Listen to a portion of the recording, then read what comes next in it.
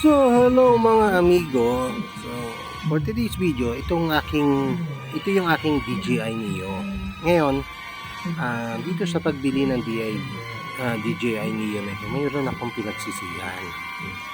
So, ito yung DJI Neo natin. Ito naman, nilipad.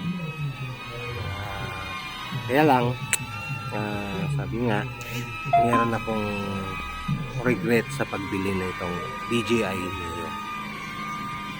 Magandang kumuha, 4K, magandang mga features niya, talagang malinaw ang video.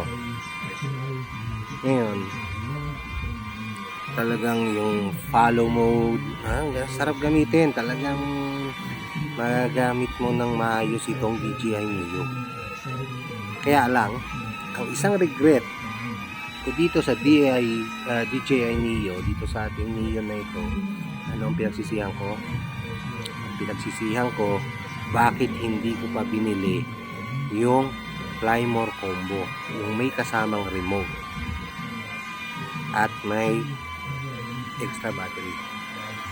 Sana kinuha ko na siya kasi dahil mobile lang ang gamit ko, limited lang ang distance saka height na pwede siyang magamit.